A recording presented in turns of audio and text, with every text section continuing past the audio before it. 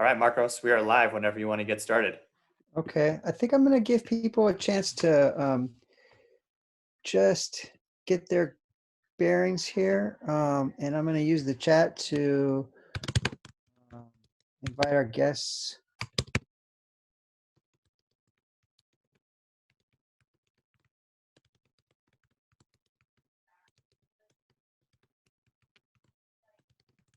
So for people who are visiting us, I'm just putting a little note in the chat asking you if you wanted to just tell us how you're doing and or why you're here with us today.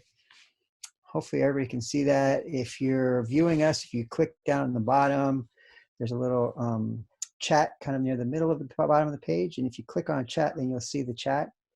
And it'd be great for us to get a sense of, you know, how people are feeling joining us here today. And also what you might be feeling today, you know, and why you're here. Sorry, why you're here as well.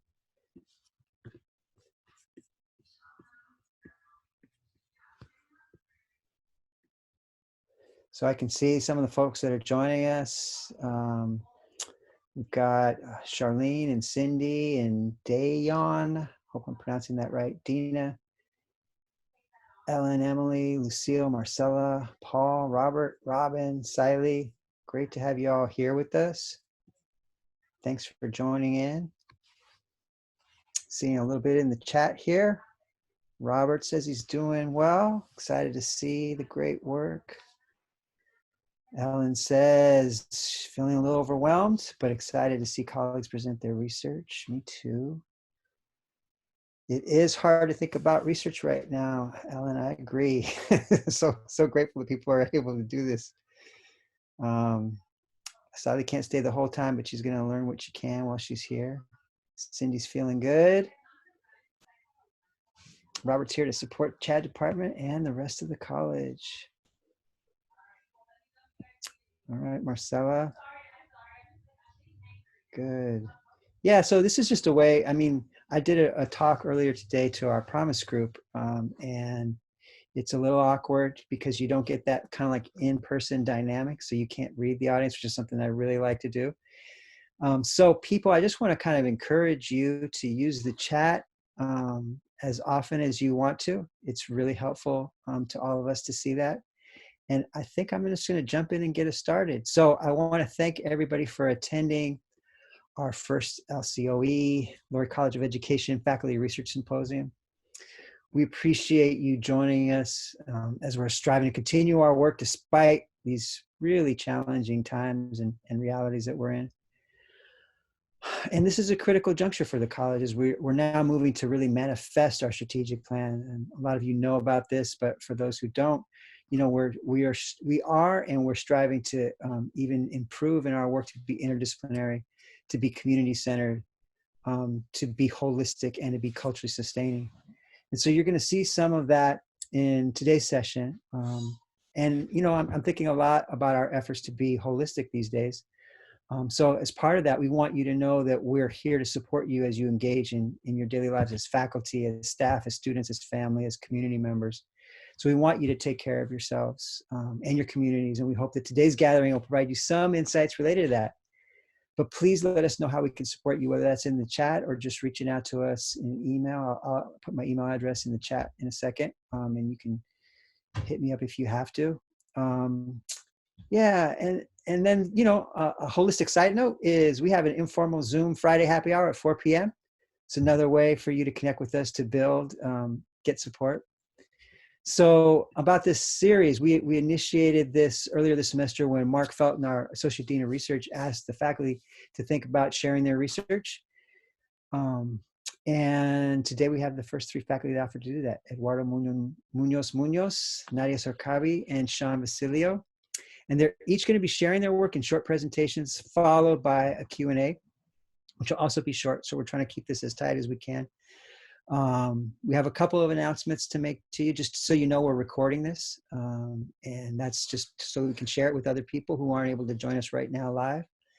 We do have the Q&A box and the chat box for questions. You can also raise your hand digitally. There's a digital hand raise that's available to you. You'll see that as one of your options at the bottom of the screen.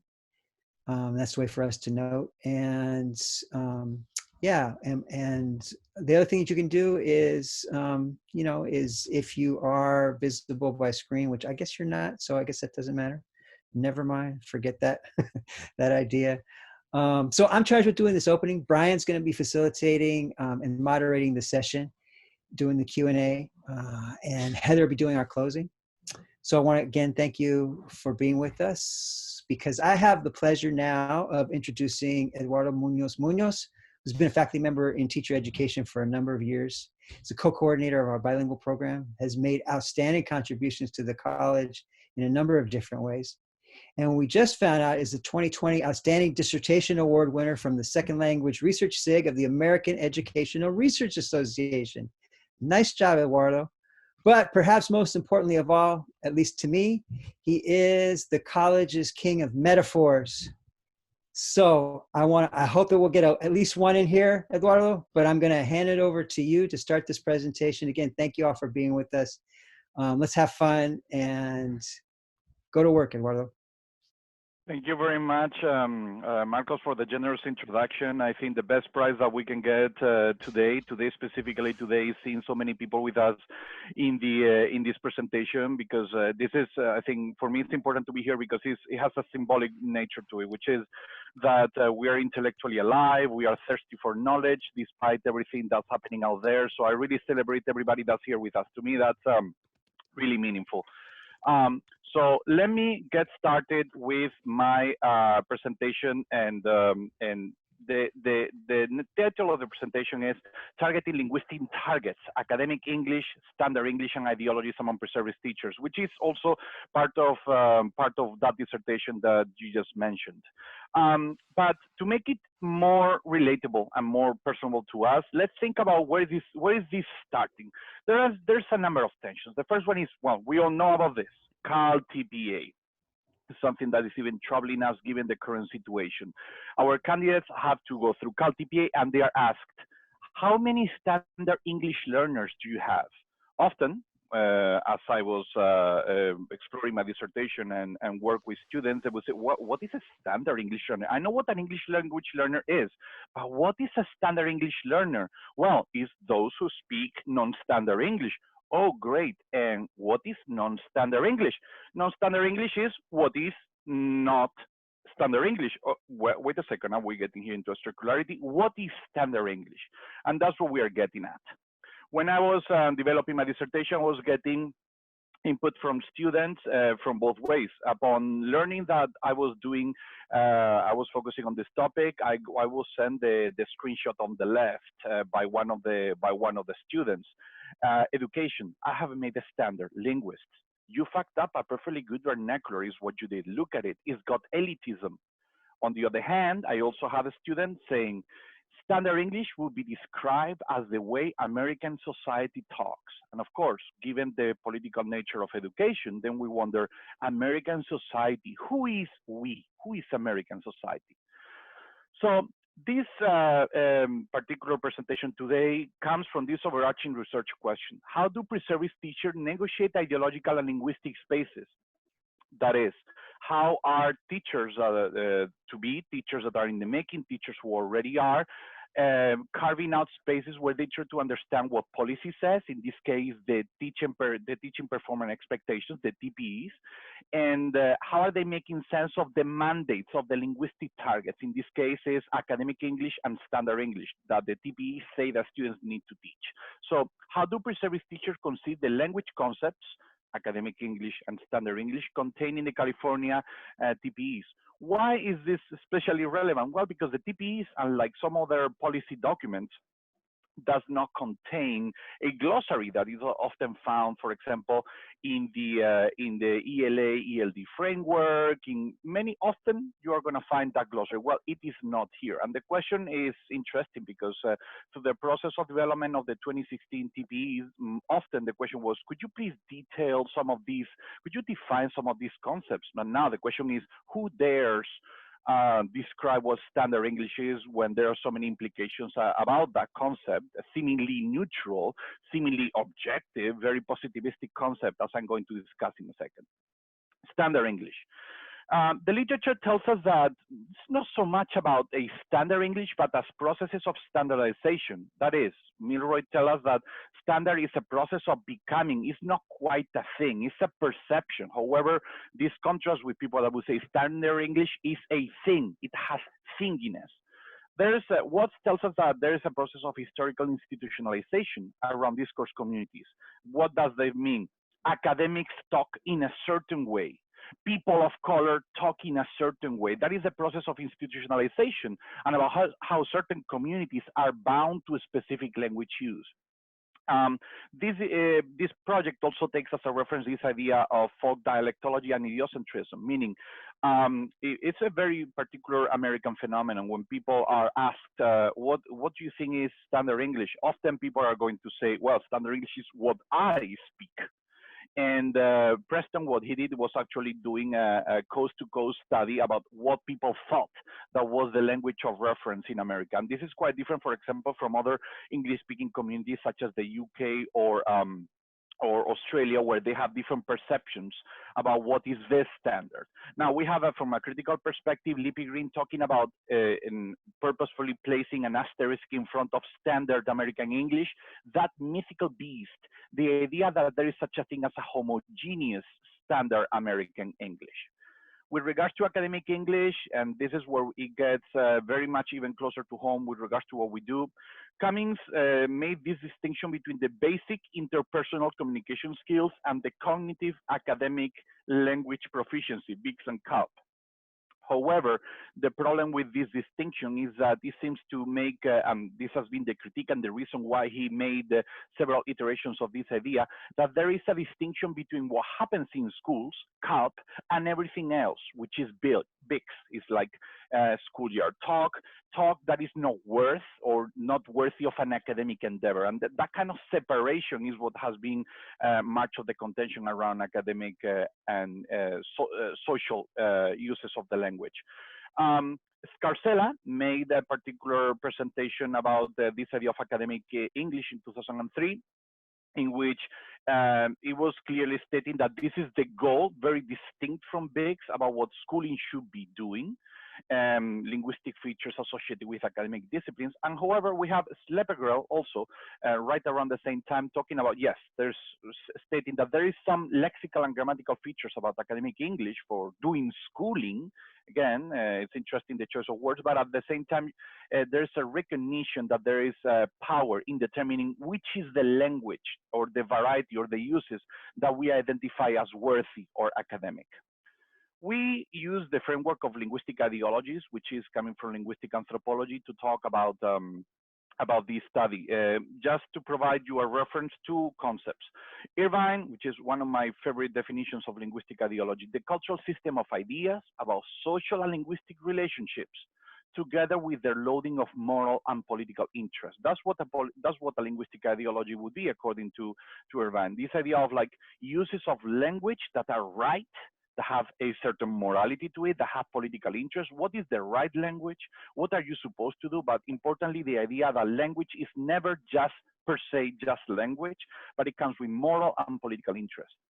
And with regards to what we do, which is developing and supporting educators, also this idea of professional language ideologies, which is that Bauman and Briggs and Crosscritty talk about how certain professions tend to develop their own jargon, their own uses of language, and that becomes an ideology of like this use of language identifies us.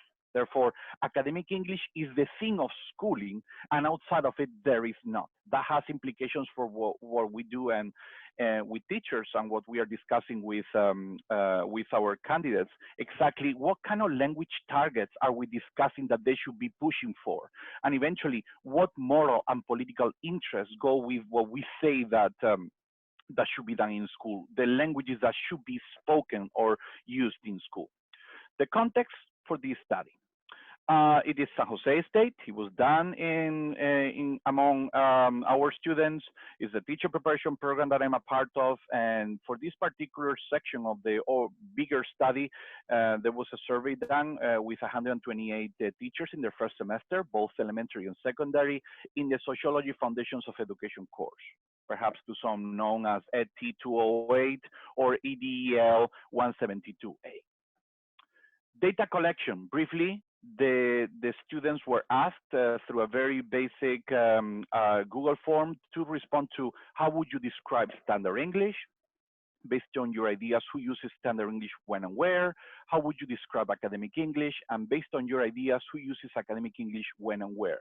I purposefully tried to be straightforward in this, not ascribe particular meanings or indicate that there is such a thing as standard English or academic English, because indeed, as we see in the literature, and as we saw also in the responses, there are people who say there's no such thing as standard English, or there's no such thing as academic English. So we go from it is a clear thing to no, it does not exist at all. So that's the breadth of responses that I got.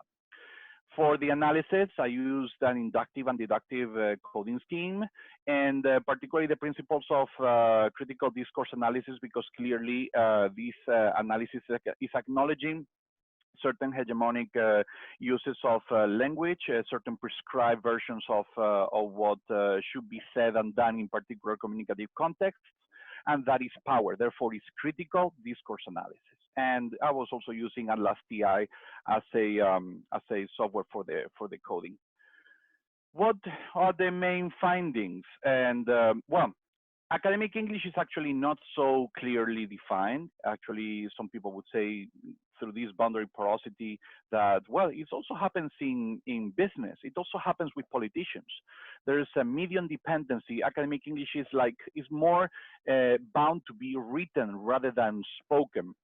There was a tremendous importance given to this idea. It's about selecting lexical items, vocabulary. This is what makes it stand out. And here's where it becomes even more, where it becomes problematic for what we do in a certain way, which is a proxy for intelligence, meaning it indexes, it signals out there that you are intelligent. If you use academic English, you are intelligent. If you don't use it, you are not. I mean, and this is a problem because educators are often put in the situation where they have to sort out, classifying students among the talented and not so talented. And this is what makes it particularly problematic with regards to equity and discrimination. Then there was this assumption that academic English is associated with objectivism and authority, and also through this idea of identity construction, that you use academic English to establish your academic persona. Standard English is often associated with proper grammar, and quote unquote, because it remains to be defined the proper grammar. There was in particular connection with the literature, this notion of democratic universalism. Standard English is what everybody uses, is what unites us. At the same time, there was this notion of nativism as what you need to be a natively born in the US in order to speak standard English, which is interesting because some other people would say in the response as well, in order to speak standard English, you are best positioned if you are not born in this country, because you learn through academies and textbooks and you don't have slang, and slang vocabulary choices is the no-no if you want to speak standard English. But again, this is about the diversity of responses. It is often attached to metapragmatic models. Standard English is what you hear in newscasters. Also used to manifest authority and indexicality with regards to identities. And often it is nested in academic English, meaning standard English is a subset of academic English. It's not a separate construct, but actually is like a model of Russian dolls. Now, looking into something that is much more specific, data, answers. For example, what I have defined as a prototypical endorsing hegemony or typical beliefs about what standard English and academic English is. Juan says, English you see regular people use, regular people, the non-academic types. It's interesting that we think along the lines of non-academic types, people who are more given to intellectual endeavors and people who are not. Again, people who are educated and have some kind of specialist degree. You got a diploma, then that signals you as being part of the club, of the upper class or elite. What happens with academic English, those in higher education or upper class, high SES people? We go to blurring the lines. Carol says that standard English is perhaps a little more relaxed and the vocabulary maybe not as advanced, but here in the who, where, and how is where we start to see some problematizing thoughts. If I am being colloquial, this is proper white person speak. So race comes into play. This is how white people who do not speak a dialect of English, such as Southern or New York, generally speak to each other. And here comes to one of the big questions or the big issues with dialects. Who does not have a dialect? Who is the standard?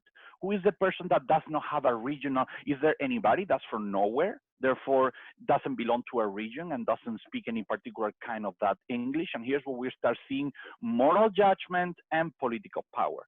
And ultimately, I also found, and this is what's particularly inspiring for our work as teacher educators, is counter-hegemonic descriptions. Let's go to what is bolded here. Everyone uses academic English, not just a few, in my opinion, because to me, it is simply a way of communicating one's knowledge and understanding of the specific content topic.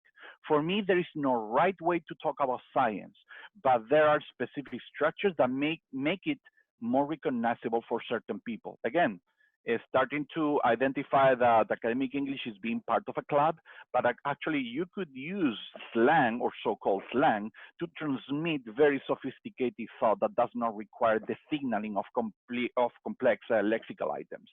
And last, perhaps the answer that I liked the most personally in the way that it was presented. What is standard English? Raquel said. That flat yet melodic way the news anchors speak. There is actually no standard English. Who, when, where, how. I think any white face speaking English is above scrutiny. All English speakers use standard English, but if you look brown, your English use is hyper scrutinized. And to me, and as I move into the conclusions, is when we see this potential for critical educators, critical thinking that we are trying to promote in the Lurie College, how can we actually maximize and bring to the surface these kind of thoughts that are very critical of inequities in our society and actually make that part of our instruction? So in the conclusions, what I found is that I classified the different descriptions in a series of axes of differentiation. And this is often complex because people would actually identify one variety of language as democratic, but at the same time private, connected only to spoken. So it was like very mixed. The idea is that contrary to the assumption that standard English is a thing and academic English is another thing, actually people are all over the place. So when we are saying, hey teachers, go out there and teach your students standard English and academic English, what is it exactly that we mean? I don't think that we have it that clear. General conclusions. This is a latent and challenge issue in policy practice. Like I said at the beginning, TPE and CalTPA are lower level policy documents, and we are asking teachers to classify what the non-standard English speaker is, but clearly it's a matter of practice, but we don't know how to define it, with exceptions of some local policies such as in LA. What is clearly, when you talk about non-standard speakers in certain communities like Oakland and LA, they clearly know that they are talking about persons of color. In other places, it's much more ambiguous. Academic English seems to be much more stable than standard English, but standard English and academic English are ideologically codependent, meaning that sometimes academic English is understood as, oh, it is a standard English, but more complicated, or standard English is defined, it's like academic English, but without the words. So the existence of both terms is mutually constructed. And for some people, actually, there's no difference. They are functionally interchangeable. I think bringing up this conversation about standard English and academic English is a rich entry point for the constructing ideologies and engaging our teacher candidates with policy issues. I want to emphasize that there's an importance for critical language awareness that we should emphasize in our teacher preparation as part of pedagogical language knowledge. There is untapped social linguistic potential in some foundations courses with exercises as what I have done, as I did with my students. And I want to emphasize as well the potential racial linguistic framework developed by Nelson Flores and Jonathan Rosa, the idea that language and race go together. And often when we seem to be talking about language, we are talking about race and vice versa. So limitations, the context. I am not claiming to any universal conclusions out of this, but certainly something that can be extrapolated and brought to other contexts. I think the richness of this is identifying the perspectives that our candidates are bringing and how that should be utilized in each university or teacher preparation institution in their own context. And that was my presentation, and now I would like to open to questions.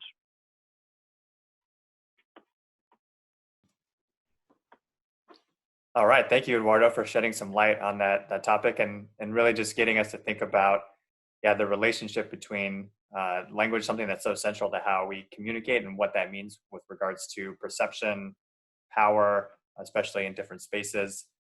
So if you all have questions for Eduardo at this time, we do have a few minutes allotted for questions from attendees. So you can either enter those in the Q&A box down at the bottom of your screen, or you can raise your hand. There's a button down there to raise your hand as well. And so if you'd like to ask Eduardo a question, then we can give you access to your mic so that you can go ahead and ask him directly.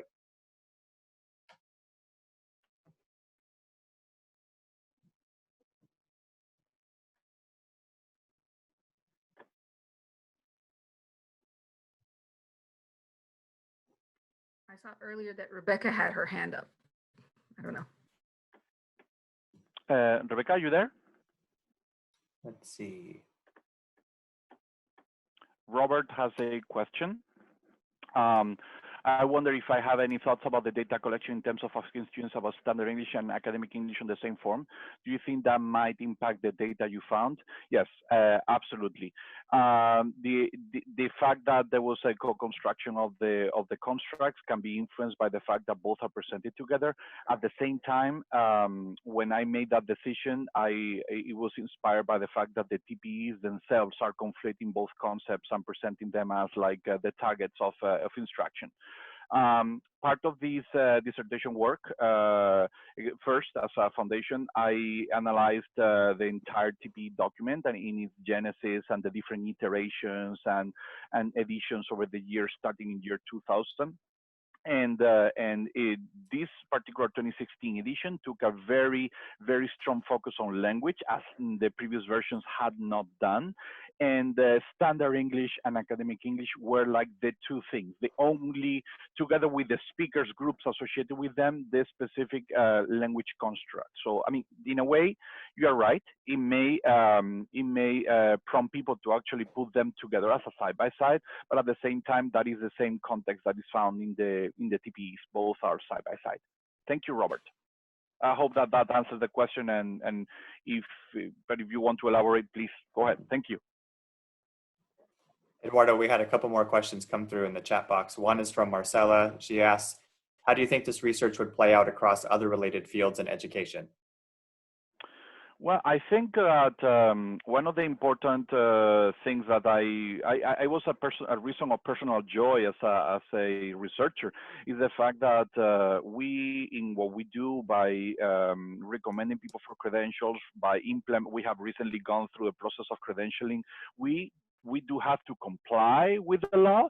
We are not outlaws here, but at the same time, we have to critically scrutinize what are those terms of the credentials that we have, what are the assumptions, the policy assumptions, the ideological assumptions that go with that. So I think that is analyzing the TPEs and analyzing any other comparable document that establishes professionals are like this should be, we should engage our students in looking at them, right? And say, okay, make sure that you reference your TPE. Fine, but and this is also for us as educators. Let's question the box before we actually think that, or before we actually go live in it, because again, we are living in that box, so we need to look at the walls of it.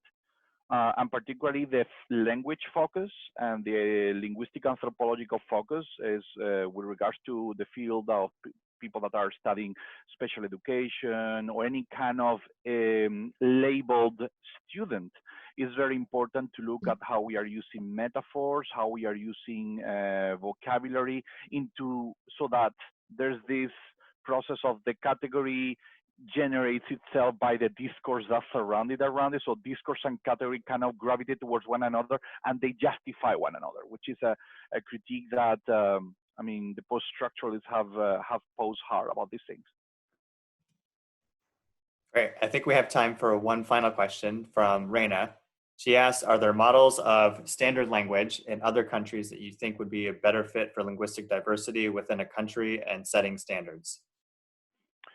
Well, the other thing, let me use an example because being a bilingual coordinator and originally from Spain, I'm very often there's this reference to the academies that happen in other countries or institutions that are supposed to veil for the purity of that language.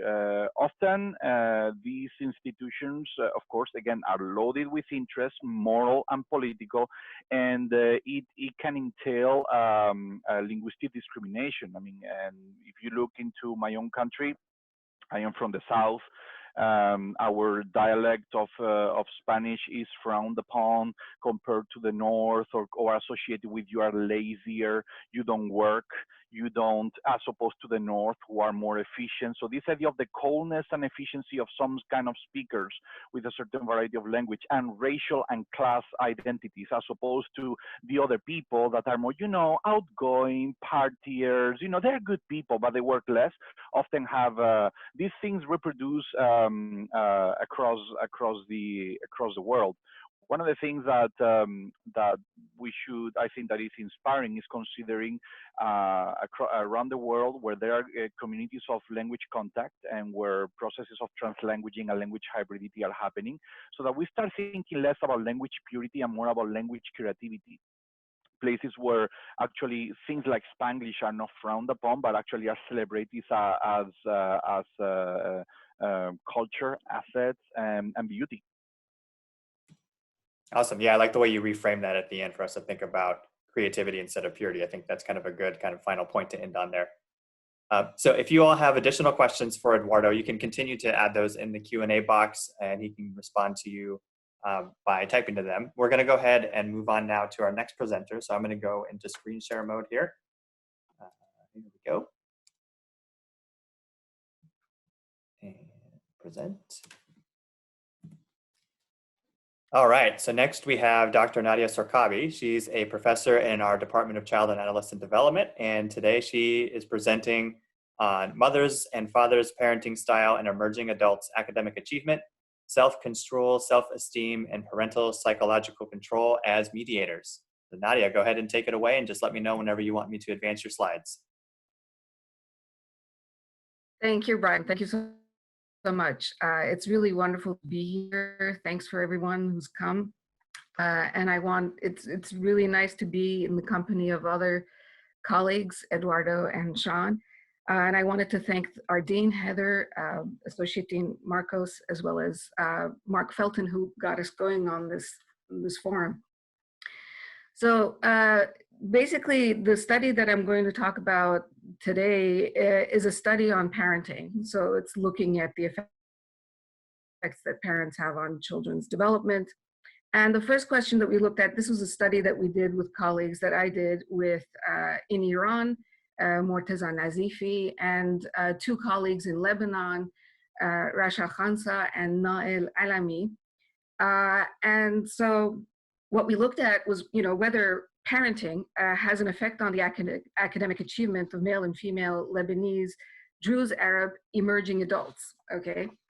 So we wanted to see, first of all, whether parenting still continues to have an effect on emerging adults, right?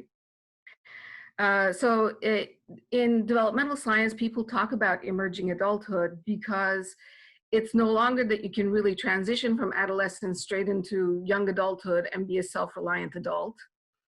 And now really people like Arnett and others have been talking about the fact that for several decades now, children in many countries are unable to be self-reliant, Okay, they need their parents in significant ways for their survival, in financial ways and so on.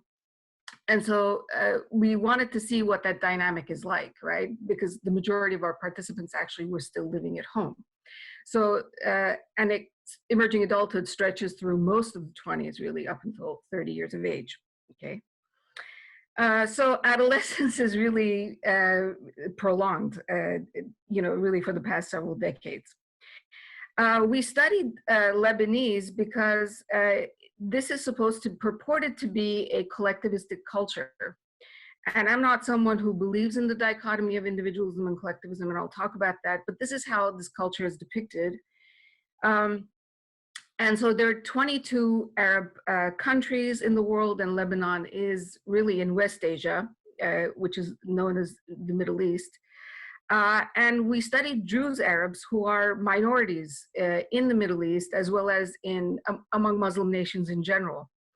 Other minorities include Shia Muslims, as well as Christians, who also live in the Middle East, in Central and West Asia, and so on. Now, just to describe their culture a little bit more, I believe that the Druze religion is an offshoot of Islam, yet they are looked down upon as, non-believers and so on. But they share with Sunni Arabs many of the same purported same collectivistic values, which is that, you're supposed to subordinate your own needs and preferences to others' needs and preferences, like family members. And that you're supposed to have filial piety, which is that children understand that they're obligated to their parents. They're supposed to obey their parents' directives, fulfill their expectations, and bring honor to the family, right? In order to reciprocate parental sacrifice after all that parents do for us, right? So the debate is now, which is that this is many cultures other than really Westerners, Europeans, have not been studied at all in developmental science. And so the question here is, do the parenting styles, right, which we have up there, authoritarian and authoritative, which Diana Bauman came up with starting in the 1960s, do the findings that she found with European American children and adolescents, do those hold for other cultural groups? Okay, so for those of you who are not steeped in socialization research, Bauman found that authoritative parenting relates to very positive outcomes for children and adolescents, and that authoritarian parenting is related to negative outcomes. Okay, Brian, if we could go to the next slide, please. So just to give you guys an impression of what the debate is like with respect to, do parents have the same effect in different cultures? I have a quote from Dweri and Eshwe, who are both, I believe, Palestinian, therefore also Arab. So parental control does not cause significant harm to children in authoritarian collective societies, because control, and I think he means authoritarian control, in such societies is considered entirely normal and consistent with the authoritarian general atmosphere in which the children live, whereas in the West, authoritarian parenting and control is not consistent with the general liberal cultural climate, and thus it may be perceived as abuse and harmful to children's mental health. Okay. So this is how it's framed, that basically the suggestion is, not just by Dweri and his colleagues, but by others who also study East Asians that, and South Asians, and really even Latin Americans, is that authoritarian parenting may not be detrimental to children's development as it is for children who are part of individualistic cultures. Okay, so that's the controversy. That's the issue we're dealing with. Brian, if we could go to the next one.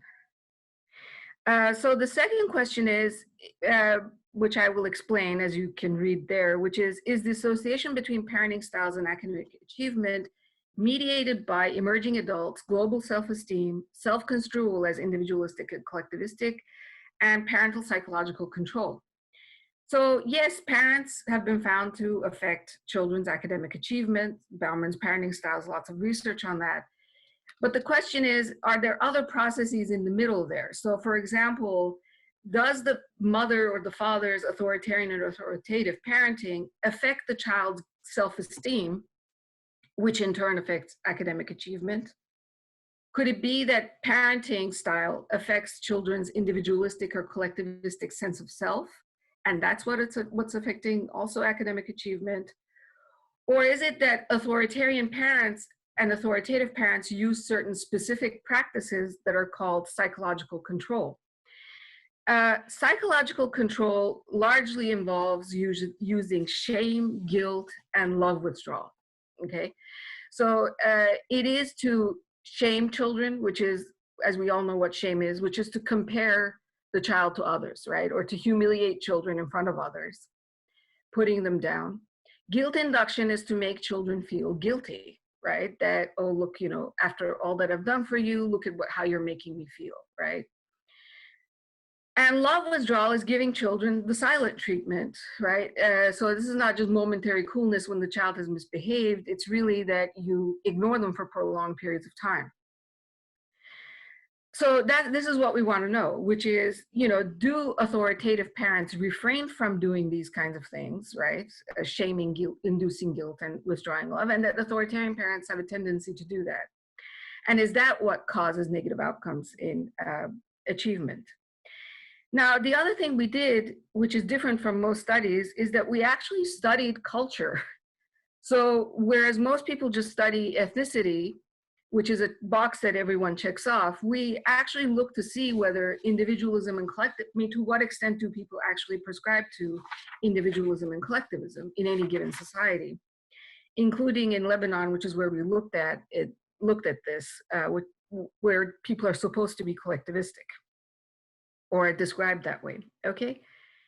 Brian, please, let's go to the next slide. So I'd like to talk about a point that is critical to really parenting, but also to development in general, which is that overall, you know, the whole point of development is to have an individual who can be independent, self-reliant, and can take initiative. You also want a child who knows how to get along with others, right? How to conform and cooperate with others. So these two things are sometimes seen at odds with one another, but as I have argued with Baumrind, they're really intertwined. And so what we're saying is that in order for anyone to be a typically developing human being, irrespective of whether they live in an individualistic or collectivistic society, whatever way we've divided cultures, a typically developing person must know how to be self-reliant. So even in a collectivistic culture, in order to be of service to others, you have to actually know how to take care of yourself first, okay? So in all societies, we have to have initiative, but we also have to know when to get along with others and to be interdependent, okay? Now, Brian, let's please go to the next slide. So psychological control is as we were talking, shaming, guilt, and love withdrawal is what it is. Now, Bart Sonens and his colleagues, Van Steenkuyst and Luyten, they're in Belgium, they have studied this, they have refined psychological control. So they're saying that parents use shame, guilt, and love withdrawal to actually affect achievement. So achievement-oriented and dependency-oriented really refer to parents' expectations of children to be independent, to achieve, and to be perfect. So there's issues of perfection here. And dependency is about children, right, obeying parents, being related to parents, and being interdependent, right? The only problem here is that parents do this by way of using shame, guilt, and love withdrawal. And what Sonens and his colleagues have found is that parents do these together, okay? So technically they could be different things, but they actually do them simultaneously, which interestingly is what we found. Now, Sonens has looked at Belgium, at and Korea, and found that in both cultures, parents do these things and they do it simultaneously. Similarly, we found this in Lebanon, which is fascinating. Now, I just want to point this out. So this is, you know, making with achievement-oriented psychological control, either no matter what the child does is not good enough. Okay, whatever the child achieves, even if it is what the parent was expecting, it's never going to be good enough. Okay, or it's going to be that they're just now out on their own, ignoring their parents. Okay, they're not meeting their obligations to their parents. They're just taking care of they're doing their own thing. Okay, so what these parents do when they employ this sort of psychological control is to put the child in a double bind, where, you know, no matter what they do, they're going to be wrong. Okay, so if they stay with the parent, they're going to be blamed for not showing enough initiative, and if they go out there, it is that they're not taking care of their parents or being obedient to their parents. Okay, so now we have looked at achievement-oriented psychological control. Brian, if we may go to the next. Brian, how much time do we have? Yeah. You're good. You can have still like 10 minutes or so. Oh, wow, cool. All right. So I would like to describe the authoritarian. So Baumrind came up with authoritarian, authoritative, permissive, neglecting, rejecting, and 3 other types. So we will only focus on authoritarian and authoritative. So these are parents who, these are the dimensions that Baumrind started out, looked at, which was control, maturity demands, nurturance, and communication. And you see here that with control and maturity demands, the whole idea is for the parent to get the child to decenter and understand the parent's perspective in the world the child lives in. Nurturance and communication have to do with the parent attending to the child's circumstance and the child's characteristics. So once again, you see that there are these 2 opposing things where children have to be mindful of others, but the people who are taking care of them has to also be mindful of them, okay? So with authoritarian parents, which is what I have described here, they give no choice or freedom to children. They change the rules arbitrarily. They require children to do what's beyond their ability. They're rigid and inflexible, meaning that they don't care about the circumstance that the child is in or the child's individuality. They lack warmth and affection. They don't praise, and they are indiscriminately critical. Let me just explain this one a little bit further, because I think this is a philosophy that many teachers, parents, anyone who's dealing with a subordinate has, which is that they think that it's a good idea not to praise, and that it's a good idea to only point out what you do wrong, what the person did wrong, okay? And we know from even the least sophisticated theories about human development, behaviorism, that if whatever you pay attention to, it will increase, okay? So if you constantly are critical, then negative behavior is going to increase. And if you ignore positive behavior is actually going to decrease, because whatever you ignore goes away. Whatever you pay attention to increases, and attention is the most significant positive reinforcer, okay? So they do this, okay, to children, and then they don't ask for children's input. They don't actually get the child to talk and express and use language, as Eduardo was saying. You know, they don't explain things. So it's not at all shocking that parents are doing this to children day in and day out, and that children are unable to achieve well in school. Because if you look at the way this is organized, it's very systematic, it's deliberate, and it's aimed at disabling and undermining the child, okay? Because when you change the rules arbitrarily, children don't really understand why something is right and why something is wrong. They can't abstract principles that they can then use in other situations, which is what independence is. And similarly, when you don't praise and they don't know what they did right and wrong, okay? and you don't ask for input. So in class, we spend 2 classes really talking about every single one of these things and how parents do harm, authoritarian parents do harm to children. Now, the next slide, please, Brian, we go to the more hopeful end, which is the authoritative parent. So the reason why you see any level of adjustment in human beings is that most of us are lucky enough to have at least one authoritative parent. Unlucky is the child who has 2 authoritarian parents or 1 permissive, 1 authoritarian. So that's what really has us, why you see a lot of functionality in people. So here, the authoritative parent is very consistent about basic rules and limits. They allow independence, they allow choice. They have standards which they enforce, okay? But those are all within the child's ability. They get to know their child and they know what to require of the child. They're warmth and affectionate. They offer contingent praise. They don't praise everything indiscriminately that's not even worthy of praise, like the permissive parent, or they don't, they differentiate, which signals to the child that the parent is actually caring and paying attention.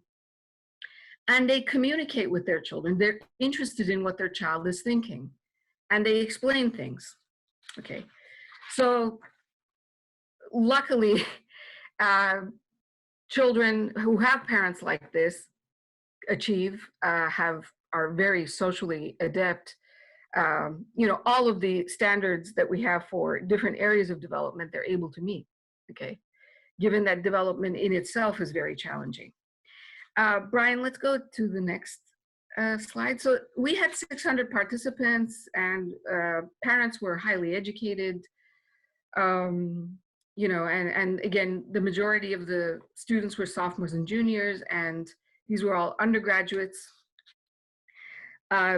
between the ages of 18 to 24 years. Brian, if we could go to the next one. Okay, so one interesting point here is that achievement was obtained through grade point average, and grade point average was obtained from official university records. And this is an improvement on other research that sometimes will ask the participant to self-report their GPA, which is not a good idea. And so, yes, we assessed parenting styles using Bury's measure. We assessed psychological control, individualistic, collectivistic, self-construal, and self-esteem. Okay, Brian, if we could go to the next slide, please. So what we found through structural equation modeling is that achievement-oriented psychological control and dependency-oriented psychological were interrelated, so they had to be combined. They could not be separate scales. And again, this confirms what Sonens and his colleagues have found in Lebanon, Korea, and Belgium. We also found that the individualistic and collectivistic subscales were also highly correlated, and they had to be combined. And this really confirms findings by Matsumoto, Tami-Slamanda, Bauman, and myself, and others that talk about this, that really cultures cannot be divided into individualistic and collectivistic. So the fact that these were highly positively correlated means that as people scored high on collectivism, they also scored high on individualism. And if you were to accept the dichotomy of cultural differences, you would expect that as collectivism increased, individualism would decrease, and that's not what you find here. And again, Matsumoto, who's done many, David Matsumoto, who's at San Francisco State, has shown, he does lots of reviews of the literature that shows that this dichotomy doesn't really hold. So this again is some evidence for the fact that really human beings consider that they're able to take initiative, they're independent, but they also conform and cooperate and care about others. Okay, so that's what that shows. Brian, if we could go to the next one. So we pretty much, many findings, there were 16 models, but authoritative mothers and fathers refrained from the use of psychological control. And authoritarian mothers and fathers are strongly likely to use psychological control. So really, much to my surprise, we found that authoritative parenting was actually negatively related to psychological control. Given all that we've heard, that there's hardly any distinction to be made between authoritarian and authoritative parenting in collectivistic cultures, it was really, it was a nice surprise that these were actually interrelated, okay? That authoritative parenting was negatively related to psychological control, and authoritarian parenting was positively related to psychological control. So this means that authoritative parents refrained from using psychological control, shaming, guilt induction, and love withdrawal, and that authoritarian parents were highly likely to do that, to use shame, guilt, and love withdrawal. Now, so just a point to be made here is that there's this idea that, oh, well, you know, parents can be authoritarian, right? They can do all the things we just saw in a few slides previously, but they can also be really warm, right?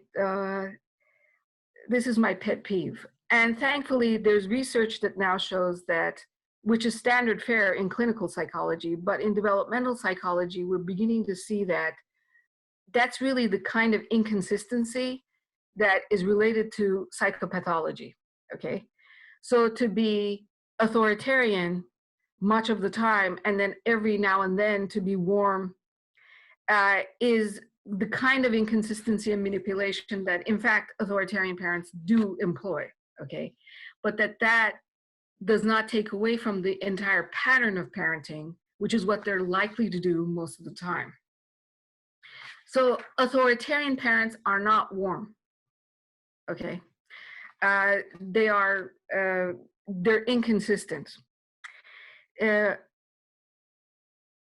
the next slide, please. Okay. So what we found is that as authoritarian mothering increased, so did the GPA of emerging adults decreased. Okay. So this is interesting in that we see that parenting still has effect on the development, the academic achievement of college students, okay? So if mothers were authoritarian, GPA decreased, and similarly for fathers. And now for fathers, for mothers, it was really direct, where authoritarian parenting in and of itself was directly related to low GPA.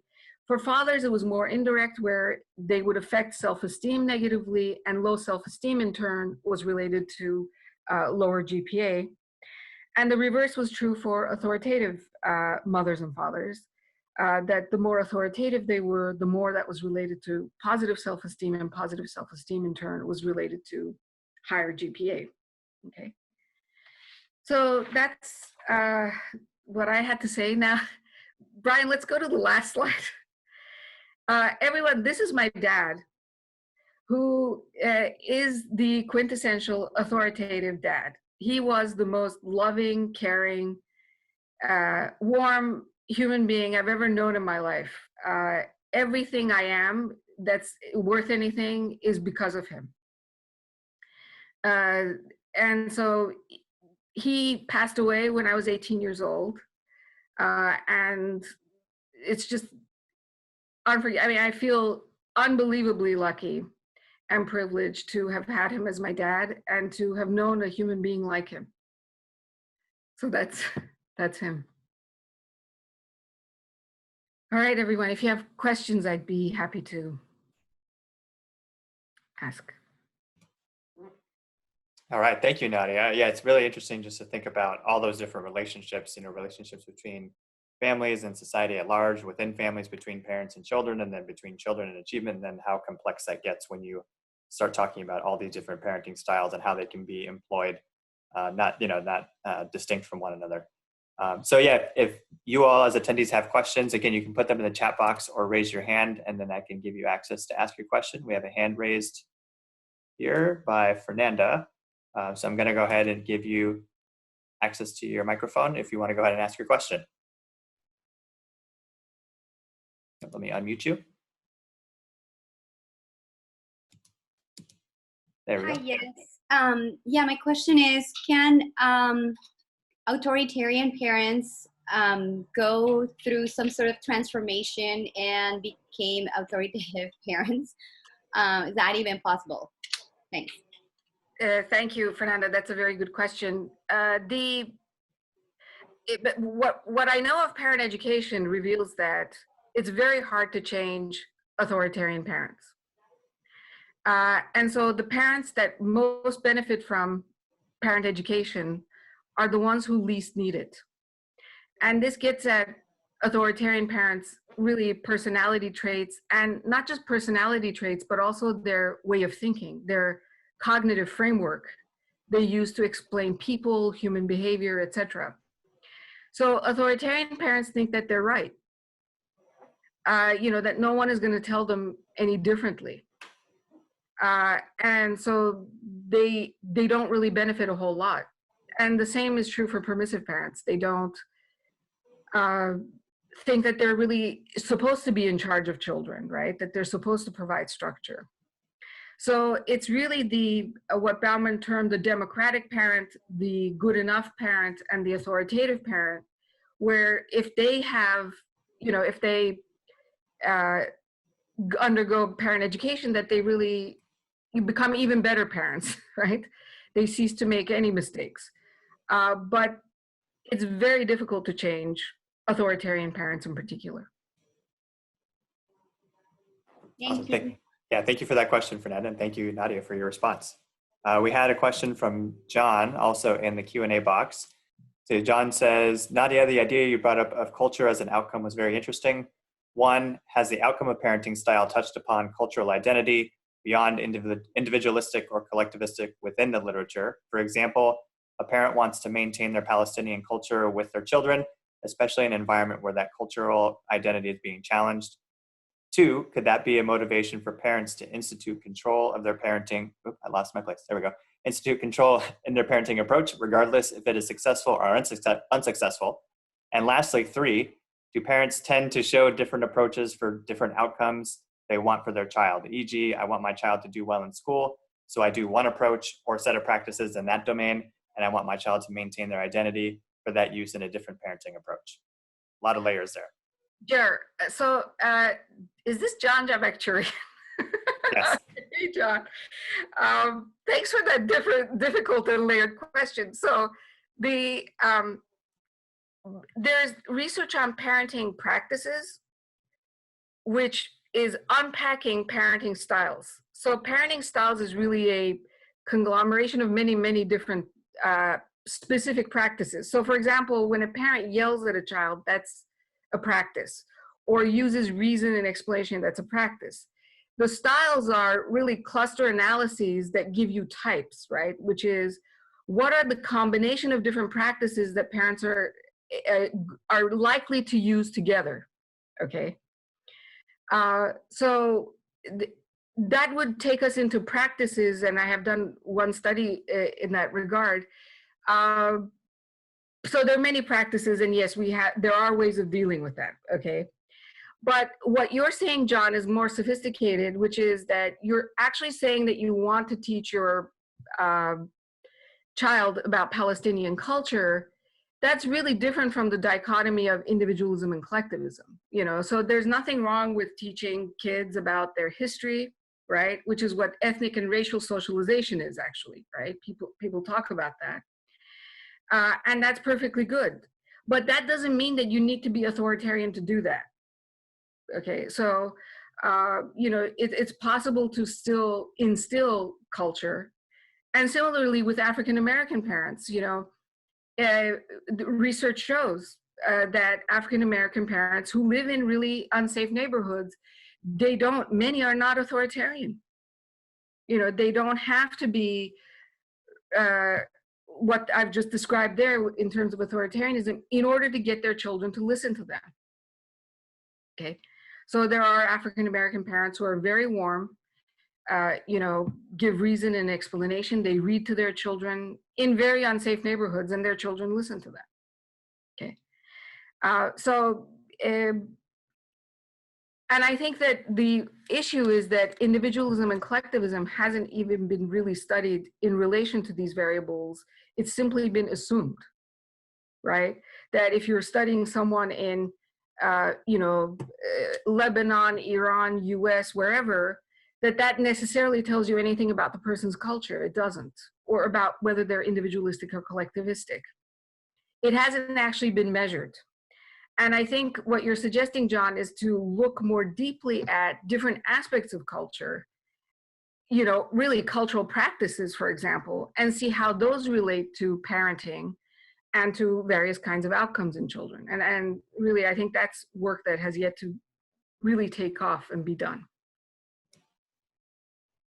All right, thank you.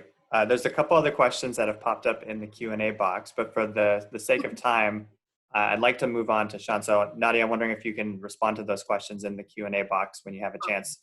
One's from Ellen about whether, you asked whether the students were living at home, so thinking about kind of the context or environment that the students were in. And one from Emily thinking about whether these labels are also contextual, whether they might have a slightly different meaning depending on where they're applied and how they're interpreted. So if you could respond to those in the Q&A box, and then I'm going to go ahead and introduce our next presenter. So I'll go back to screen share here. All right, so our third presenter today is Dr. Shawn Vecellio. He's a lecturer in the Department of Teacher Education, and today he's presenting on using clearness committees to address teacher candidates' critical incidents. So Shawn, go ahead and take it away and let me know when you want me to advance your slides. Okay, can you hear me okay? Yes. Yep. Okay. Welcome, thank you for coming, thank you for listening. Just a little bit of background.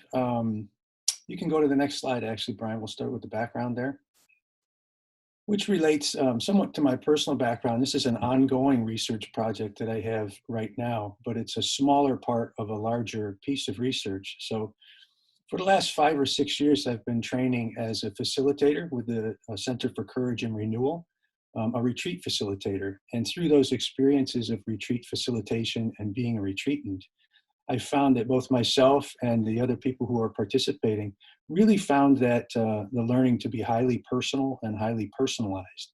It was some of the most powerful learning that I experienced and that other people have experienced. So in my work of teaching teachers now for 20 years, I have started to bring some of those facilitation strategies into the classroom and sort of evaluate how well those strategies work for teaching teachers, or even modeling those strategies for them to use with their students.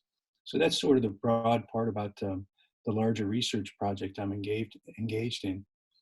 So one of the questions I have is, where do teaching and facilitating overlap? What are some strategies that work maybe well in one setting or not in the other? And similarly, how is the classroom setting like the retreat setting, and how is it different? So that's sort of the big project. And the reason I'm looking into these things is, again, how personalized that learning was for the retreatants and myself. It was always about bringing their whole lives and their whole selves into the retreat setting. And that's a principle and an ethic that guides my own teaching. I want my students to bring themselves into the classroom, their prior experiences and their beliefs and values to strengthen the learning experience. So a couple of sample strategies, one that I researched and wrote up a couple of years ago is called the check-in. And I'm sure many of you out there know what a check-in is, something done at the beginning of it could be a meeting or a class or something like that. It helps people to sort of come to the table and be themselves. It could be just a single word about how they're feeling that day or how things are going. Or sometimes I will cast a question that has to do with relating their personal prior experience to what we're going to be learning. So again, trying to get them to bring themselves into the classroom. Another one that I have done and researched and written up an article about is called the appreciative close. And that would be done at the end of a class session, where it gives an opportunity for the participants, for the students, to say thank you to somebody else, to another student that's in the classroom that did something or said something that they appreciated. And that's a way that I tried to sort of co-create a community feeling in the classroom. So again, that we're really being who we are in the classroom setting. It's not different to be a different person outside the classroom and come in and then just be a student. And so the third strategy from the facilitator preparation program that I've done that I'm working on now is called the Clearness Committee. And if you had a chance possibly to read the abstract, you see that I'm using these with critical incidents. And so in a course I taught about 3 or 4 years ago, candidates, they were in-service teachers, and they were supposed to identify critical incidents in their field placement. And these incidents that I saw, most of the samples that I was seeing were sort of personal problems that they had, ethical dilemmas, or decisions that they had to make, significant decisions they had to make in their teaching. And what came to mind as I was reading this assignment and developing the syllabus and so forth was that these kinds of issues and problems might lend themselves well to the Clearness Committee process as I had experienced it in the retreat setting. And the way they're usually handled in the literature and in other practicum experiences is the students kind of find the incident and they bring it into a small group of peers and the instructor, and they get some advice about how to handle it and some guidance and some sort of objective feedback and data about how to resolve it. And the Clearness Committee is quite different from that. The Clearness Committee, as it sounds in the title, is not really about resolving the problem or issue for the person who has the issue. It's more about helping them to come to clarity on that issue. So if we could go to the next slide there, Brian, I'll explain. Many of you may not know what the Clearness Committee is, and this is a form of the process. It's modified because in the retreat setting, you would normally do this for 2.5 hours or more. And so I've narrowed it down to about 50 minutes or so for classroom use. And so the focus person, who's the person that has this critical incident, would write up an account of that incident prior to meeting with the committee. And the committee, in most cases, I have formed has just been a total of 4 students together, working together. So they write out an account of this incident that they're having to give some background to the committee members so they have some data to work with. And the focus person takes about 5 minutes at the beginning without being interrupted to explain the incident or the issue to the committee. And then the interesting, unique, and difficult part about the Clearness Committee is the only way that the committee members can speak to the focus person for the next 40 minutes is by asking questions. And they ask a particular kind of question, which is called an open and honest question. I'll give you some samples of those later on in the presentation. But that's the only way that they can speak to this focus person. They can't offer advice. They can't offer guidance. There's no input. There's not even any clarifying questions, really. They're just open, honest questions. And again, it's designed to help that person think more about and come to more clarity, not necessarily resolution.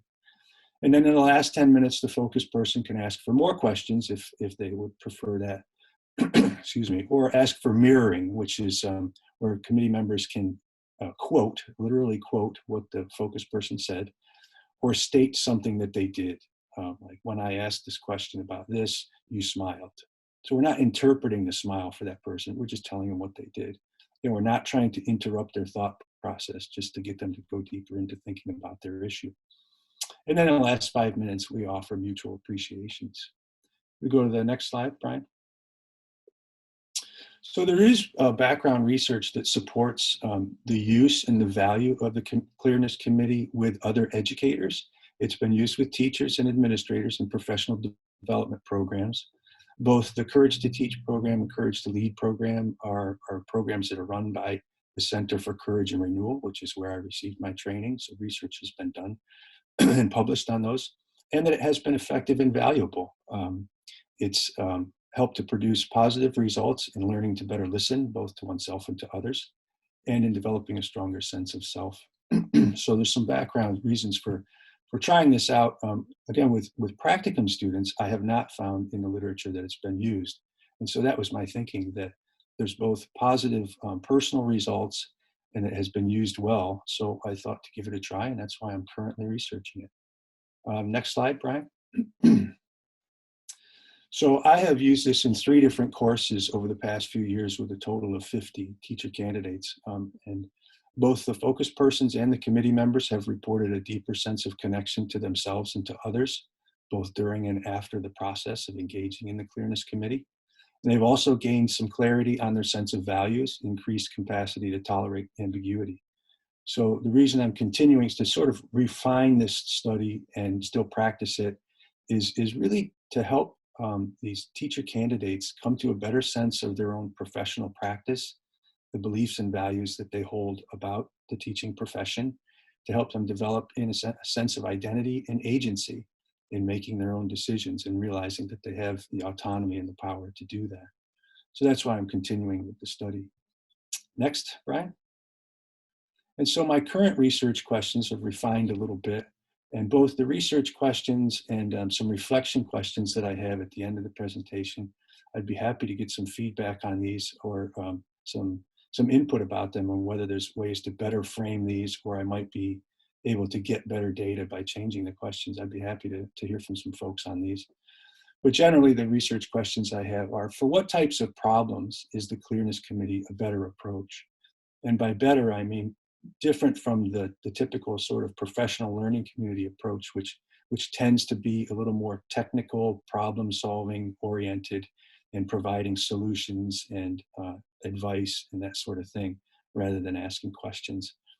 And part of the difficulty I've had, even in explaining this to my own students, is sort of what constitutes a critical incident that would work well for a Clearness Committee and what would not work so well. But generally speaking, it seems like the critical incidents are kinds of questions where you end up saying to yourself, well, you know, I've thought this through quite a bit. I'm somewhat clear, but I don't have an answer and I'm not sure what to do. So it lends itself to that kind of problem, but defining it has been difficult. And secondly, what are the benefits of the Clearness Committee process to teacher candidates? We have some data on that, and I've found some of my own things, but I'd like to concretize that a little bit and get some more support for that. And, you know, hopefully, presumably, that it would help them to develop again in that sense of agency and autonomy. And perhaps also some social and emotional skills, like learning to listen better to oneself and others. Next, Brian, please. So this is a sample case. I'm going to read a little bit from my notes over here to make sure I capture the case. In this case, I've called, "Should I Just Look the Other Way?" So this was a case that one of the students brought in as a critical incident that we worked on in a Clearness committee. It's a sample case. And then I'll go through some of the open, honest questions because that's really the hallmark of the process, help you understand it better. But just a few sort of elements from the case itself. This was a Spanish teacher in a 6th grade class. The class had 4 different teachers in the current year. They had 2 teachers who resigned and 2 substitute teachers. And so the students were checked out, as she explained it, and they were doing the bare minimum in class. The parents felt that their children should be graded leniently, and the administration told the teachers to be lenient, to accept late work and make sure each student passed the class. And so this teacher was thinking, what she said she was asking herself is, should I feel sympathy for these students and be lenient on their grades and their behavior? Should I just look the other way, in other words?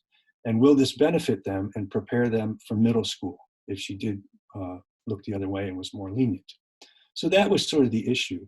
And I would say that that's the kind of thing that there isn't really objective data for, or you can go to somebody, you're likely to get advice and strategies, maybe, and feedback, or maybe guidance about it from somebody who's been in teaching for a while. But it's also the kind of thing that the answer will really depend on who you are and what your sense of the profession is and what your values are. So a few sample open, honest questions. These are the kinds of questions that we could ask this person in the committee. What prepared you for middle school as a student? And one of the hallmarks of these open, honest questions is you try to use the language that the focus person has used. So she does mention here, will this benefit and prepare them for middle school? So a question you could ask is, what prepared you for middle school as a student? Another hallmark of these open, honest questions is, you, as the person asking this question, I have no idea what your answer would be. So it's not a leading question at all. It's not like I know the answer and I want you to give me this answer. I don't know what your answer is. I'm just trying to help you come to clarity on the issue. So a second question, when else have you looked the other way? And how do you feel about those times? So some questions that you ask might go sort of toward the problem that the person has. And some questions you ask might go more toward the person.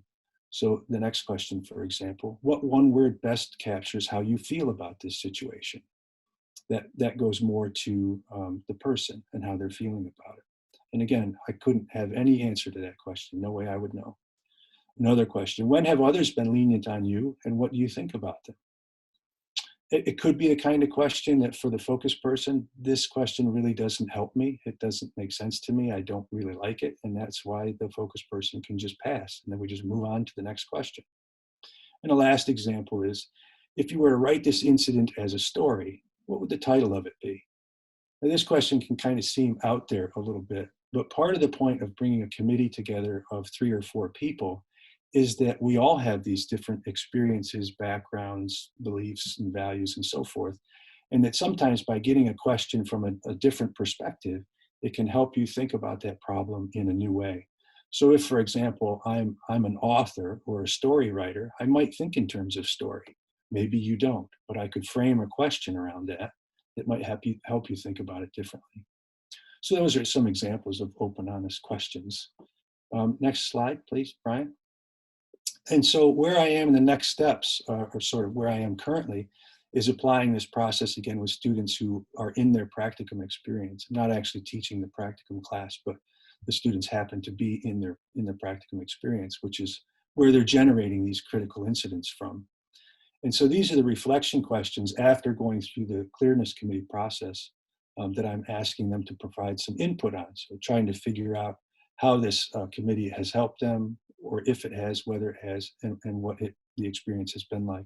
So again, these are the kinds of questions that I'm happy to hear some input on if they could be altered to be better questions.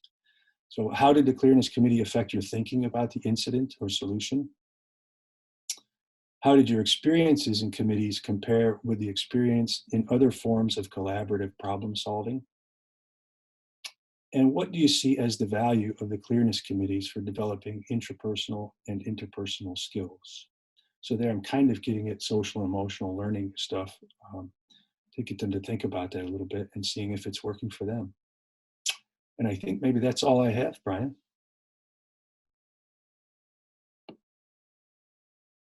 You're right, Shawn. That's it.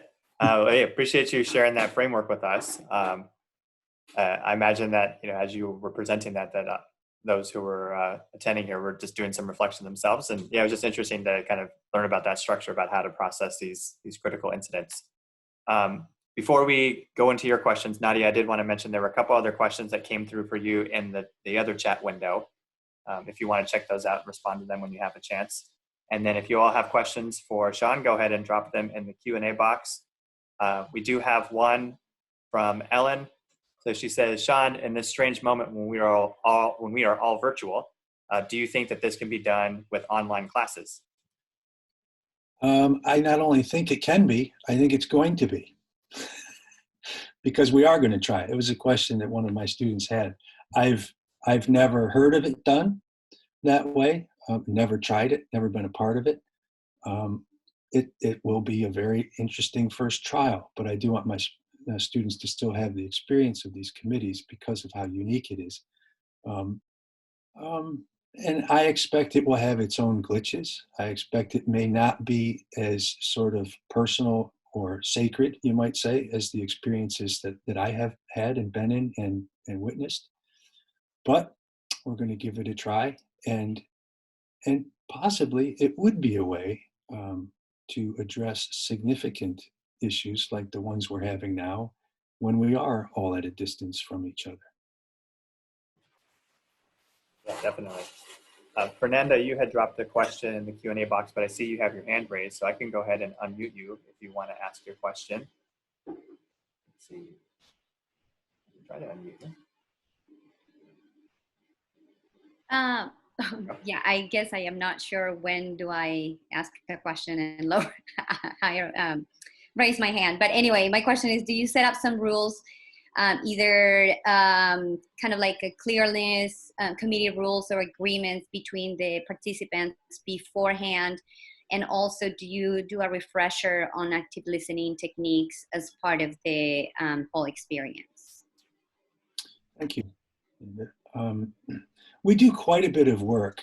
In the retreat setting, you tend to be in a retreat for at least 2 or 3 days with a group of 20 or 25 people doing a lot of background research or work together and strategies and exercises. But yes, in the classroom, we spend a couple of days not only setting the ground rules, the most important of which probably is the rule of double confidentiality. You're not only doing this process in the confidence that no one in the committee will share what was said in that committee at a later point, but also that you as a committee member will not return to the focus person at any point in the future and ask them about how they resolved it, or say, hey, I found another resource for you, something like that. And so that tends to give the focus person more freedom or more liberty to share more freely in the committee. But there are a number of other guidelines that sort of, that we review ahead of time, including going over practicing the honest open questions, how to draft those. And I serve as sort of a mock focus person for people to ask questions, and I talk about how those questions work. So yeah, there are a number of guidelines for the process. And again, it's somewhat modified, obviously, for what we're doing in the classroom versus the retreat setting. But there are a number of pieces that guide the process that we agree to abide by. Did I get all of that, or did I miss part of it? No, thank you. Yes, you did. Okay, you're welcome. All right, I'm reviewing the Q&A box and the chat window. And I think we've addressed all the questions that have come up so far. I want to just give a shout out to everyone who's attending this event today, just for your active participation in this process. We definitely wanted it to be a conversation and not just, information and research being presented at you, but that, you're really taking an active role in adding to the conversation, adding to the research. So appreciate you all doing that. If you have more comments or questions, you can continue to add those in the Q&A box and the chat window. But for now, to close it out, I'm going to transition it over to our Dean, Heather Latimer, for some closing remarks. So take it away, Heather.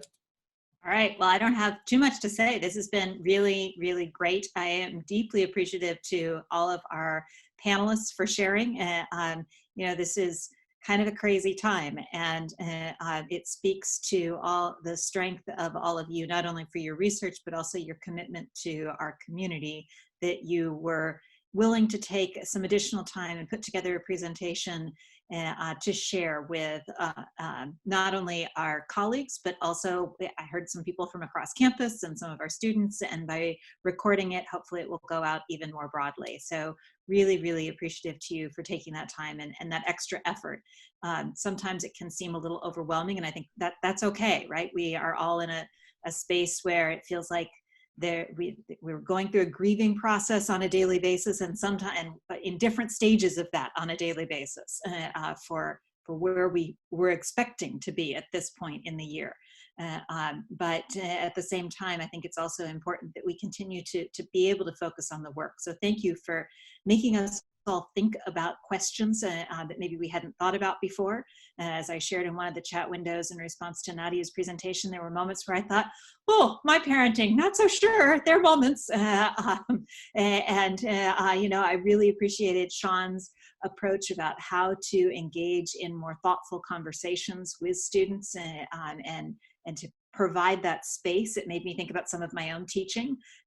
So thank you for that. And Eduardo, the way in which we use language and how not only language itself, but how we describe language, the words we choose and the power that they hold was really very evident in your presentation today. So many, many thanks to each of you. I came away with things to think about. I hope that everybody else did as well.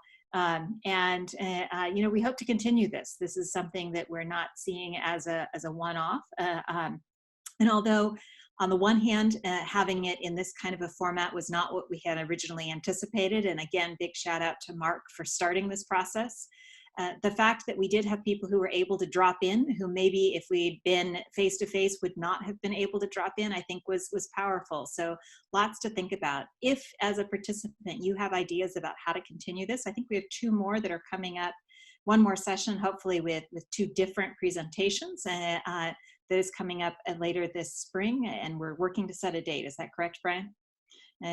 So as you're thinking about how to continue this, if you're interested in presenting, if you have suggestions for format, how to make it more meaningful, please let us know, because this is something that, again, engaging in these professional conversations is really critically important, not only to advance the work, but also for all of our own mental health and sanity. So thank you to everyone for participating today. Thank you to Brian for running things and tirelessly figuring out the technology to make the rest of us function. So thank you so much. And I hope to see all of you at happy hour at 4. If you didn't get the link and want the link to click on to happy hour, by all means, shoot me an email and I am happy to follow that up for you. Thank you so much. And if we don't see you, have a great weekend. I hope you take some time to take a step back, go outside. It's supposed to be sunny this weekend after the last couple weekends of rain. So enjoy some good weather and hopefully getting a chance to get some fresh air and unplug. Take care. Thank you again. Thanks everyone. Bye.